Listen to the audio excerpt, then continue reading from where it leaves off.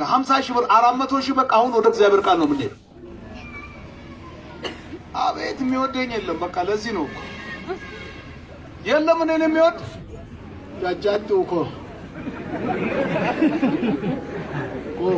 አንድ ሰው ነው የምፈልገው 50 ሺህ ብር የሚሰጥ አወጋ ሶዶሚ ቶርባ ፋርፋዴ ረኮ በጫ ኬሰ ፋርፋዴ ናሚ ጃላለና ቀባማ ኩማ ሸንተመ ቀበቴ ዱፌ ኩማ ዲባ ፉሪ ሃጉቱ ይዳ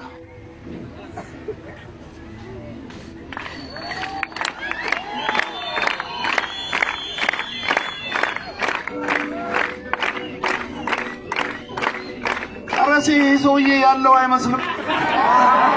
አብዳጁ ያድጭ ሲገለና በኢየሱስ በእና እኔም እወዳለሁ። ና ግንባርህ ነው የምስመው። ና በዚህ ባርካለሁ። በቃ ሌሎቻችሁ አትወዱኝ ማለት አልዘምርም ዛሬ በእውነት እንደተመለከታችሁት ነው። መጽሐፍ ቅዱስ በአጭር ቃል የሚሰጥ በልግስና ይስጥ እንጂ የሚሰጥ በታዋቂ ዘማሪና ሰባኪ ጉትጉታና ንዝነዛ ይስጥ ተብሎ አልተጻፈም። ህዝቡንም በዚህን ያክል ደረጃ እስኪመረው ድረስ እየጨቀጨቃችሁ ኪሱን እያራገፋችሁ የምትልኩት በመንፈሳዊ ዝማሬ ስብከትና ጸሎት ሰበብ አሳባችሁ ከሰበሰባችሁት በኋላ በዚህን ያህል መጠን ስለ ገንዘብ መጨቅጨቅ አስፈላጊ ነው ብዬ አላስብም። በተለይ ደግሞ ልክ እንደ መስፍንጉቱ ያላችሁ እግዚአብሔር በምህረቱ ባለጸጋ ስለሆነ በህዝብ ልብ ቅቡልነትን የሰጣችሁ ሰዎች ስለምትናገሩትና ስለምታደርጉት ነገር ኃላፊነት ሊሰማችሁና ልትወስዱ ይገባችኋል። በእርግጥ መስፍንጉቱ ይሄን ተንብሌን ብቻ በማየት ማንነቱን ማወቅ ትችላላችሁ። እንደምትመለከቱት ዘማሪ መስፍንጉቱ ትንቢት መናገር ጀመረ የሚል ተንብሌን ተለጥፎ የሚገኘው ራሱን ነብይ እያለ የሚጠራው ነገር ግን የእግዚአብሔር መንፈስ ፍጹም አብሮት የሌለ ልምምዱም ሆነ ድርጊቱ ሐሳዊ የሆነው ሐሳዊው ምንተስኖት የተባለው ግለሰብ ጋር መስፍንጉቱ እንግዲህ ምንተስኖት ከተባለው ግለሰብ ጋር ማይክ እየተቀማማ እኔም ተገልጦልኛል ሲል እግዚአብሔር ያልተናገረውን ከሚናገር ሐሳዊ ነብይ ጋር እግዚአብሔር ያልተናገረውን መናገር ከጀመረ እጅግ ቆይቷል።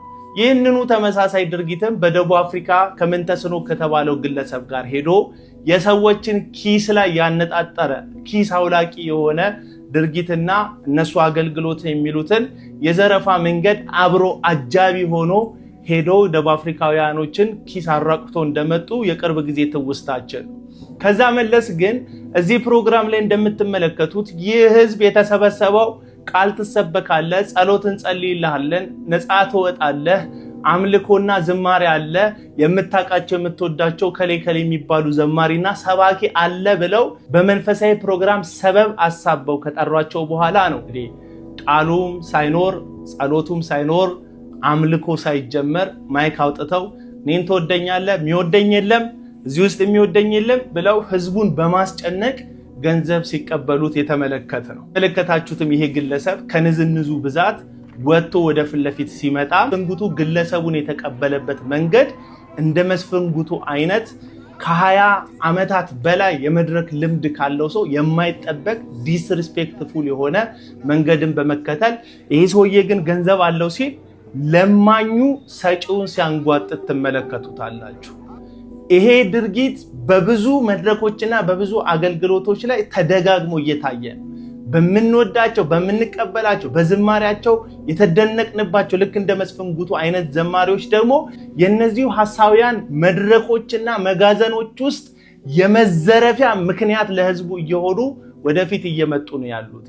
በእርግጥ የቀደሙ ዘማሪያን ክብራቸውን በመጠበቅ የአምላካቸውን ክብር አናስነካም ብለው ቢያገኙም ቢያጡም በጸሎትና በትጋት ካሉበት ከፍታ ሳይወርዱ የቀሩ ጥቂት ዘማሪያን ቢቀሩ አብዛኛዎቹን ግን የምንወዳቸው ቀድሞ የተቀበልናቸው በ90ዎቹና በ80ዎቹ አካባቢ ላይ የሚገኙ ዘማሪያን የሐሳውያኑን መድረክ አድማቂና አሟቂ ከሆኑ ቆይተዋል። ከነዛም መካከል አንዱ ደግሞ መስፍንጉቱ ነው። ይህንን ቪዲዮ ስለመስራቴ አንተ ላይ በጣም ነው የማዝነው። ምክንያቱም በ80ዎቹ መጨረሻ በ90ዎቹ አካባቢ ላይ እጅግ ለጆሮ በሚስማማ ድምጽ ግጥምና ዜማዎቹ የእግዚአብሔርን ምህረት ታላቅነት ከፍ የሚያደርጉ የተወደዱ ብዙ ሰዎች እየሰሙ ያደጉባቸው ዝማሬዎችን አበርክተ ስታበቃ አሁን በመከበሪያና በመወደጃ ሰዓት ላይ ግን እንደምን ተስኖት አይነት ካሉ ሐሳውያን ነብይነን ባዮች ጋር አባሪ ሆነክ የዚህን ድሃ ማህበረሰብ ኪስ የማውለቂያ ምክንያት ሆነ ስመለከትህ እጅግ በጣም ነው ያዘንኩብህ። እኔ ብቻ ሳይሆን በሺዎች የሚቆጠሩ ወንጌላውያን አማኞች በዚህ ድርጊትህ እንደሚያዝኑ ምናልባት እንደኔ ወጥቶ ቪዲዮ ላይ ሰሩብህ ይችላሉ፣ ነገር ግን እንደሚያዝኑብህ በግልጽ ልነግርህ እፈልጋለሁ። የሚሰጥ በልግስና ይስጥ ይላል መጽሐፍ ቅዱስ። በአንተ ንዝንዝና ጭቅጭቅ አይደለም። ሰው ሲወድ ሲነካ የእግዚአብሔር አምላኬን ቤት ማገልገል አለብኝ ሲል ለአገልግሎትም ሆነ ለተለያየ ነገር ካለው ከጥሪቱ ፈቶ ይሰጣል። ከድህነቱ ጥልቀት የመስጠት ብልጽግናው ይታያል። ነገር ግን በጉትጎታና በጭቅጭቅ አይደለም። ሊሰጥ የመጣ ሰው ደግሞ ተከብሮ ልክ እንደ ሰጪ እግዚአብሔር ስለሱ ሊመሰገን ሲገባ ለመድረክ በማይመጥና አዋራጅ በሆነ ቃል ይሄ ሰውዬ የምራለው በሚል ማንጓጠጫ ቃል መናገር ደግሞ ካንተ የሚጠበቅ አይደለም። እንግዲያውስ ዘማሪ መስፍን ጉቱ እንደዚህ አይነት ሐሳውያንን ላጀብክበት ከንቱ ድርጊትህ ንስሐ በመግባት ያደረከውን ነገር በማረም ቀድሞ ካሉ ጤነኛ አብያተ ክርስቲያናት ጋር ብቻ ህብረት በማድረግ ከገንዘብ ይልቅ እግዚአብሔርን ማገልገል እጅግ ትርፋለውና ወደ እውነተኛው ማንነትና አገልግሎት እንድትመለስ ጥሪ ያቀርብልሃለሁ። ሰላሙን